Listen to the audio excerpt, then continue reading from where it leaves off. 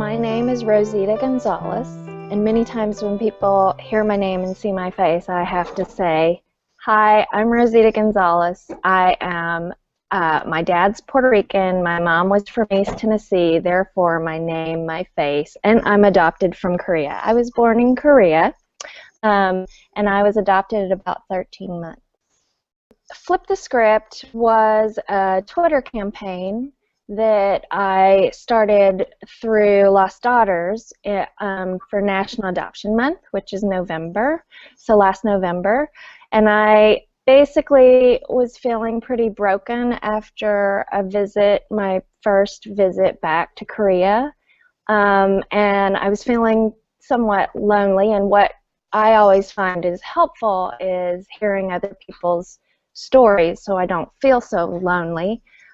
So I wrote a call to adoptees to tell me a little bit about their narratives, because I wanted to share other people's narratives too and kind of wrap myself up in other adoptee narratives at a time, National Adoption Month, when it's somewhat triggering for those of us who are adopted. Recently, though, there was a campaign on YouTube called Dear Me, and they asked that people hashtag Dear Me and speak to their younger selves. When I saw the Dear Me campaign on YouTube, I had this idea that, wow, wouldn't this be great, because it would go so well hand in hand with the anthology Dear Wonderful You, for us to have little sound bites of adult adoptees speaking to younger adoptees.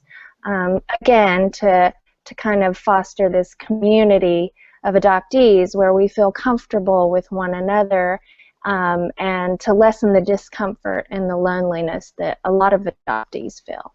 My hope for this video series is that, again, it will create that community, and it will connect adoptees who have never been connected before, where we can share our stories, validate one another's stories, appreciate one another's stories, because I think that's the important part about it all. It seems as though, you know, silence has been kind of the mantra for adoption in terms of adoptees. As a matter of fact, sometimes when you type in the word adoptee, you'll get the red underline, and it'll say that's a misspelling.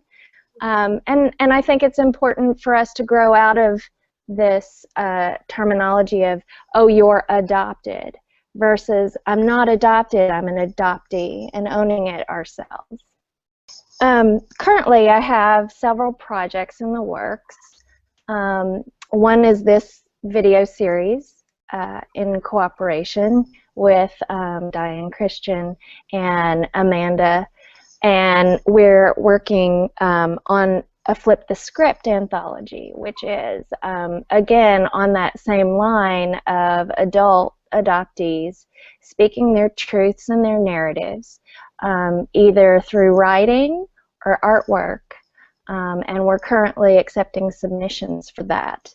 I also do several different ceramic pieces based on adoption, and I've started talking more locally where I am now about race, and especially after the death of Tony Robinson here in Madison, Wisconsin, it's been important for me to speak out about racial discrimination and racism in general in our community.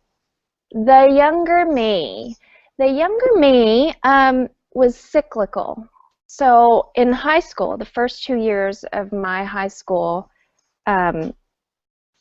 term, I tried to assimilate. In the second 2 years is where I kind of became kind of introspective and private, and I would write in my journals all the time and sit in a corner by myself. And part of that was I realized I couldn't assimilate. And what's interesting is I went off to college and I did the same thing. The first 2 years I was trying to be accepted by everyone, so I would assimilate. And then again, it would shift. In the last 2 years, I would become myself again.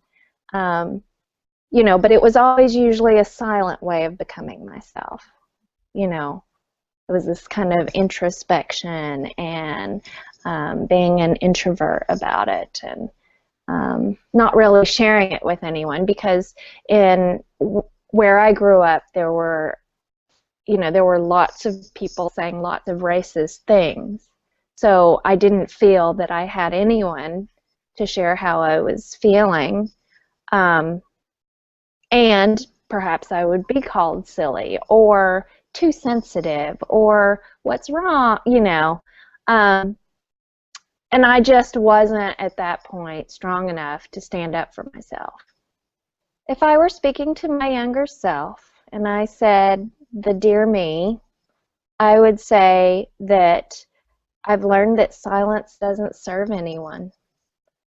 And I think it's important for you to find your voice and to speak your truth, because your voice is valid, you know. Your voice is important. And maybe you're just speaking that truth to a journal. Maybe you're just speaking that truth to someone very close to you. Or maybe, you know, you can expand it and you could speak your truth on a blog, or in another way, express yourself in another way.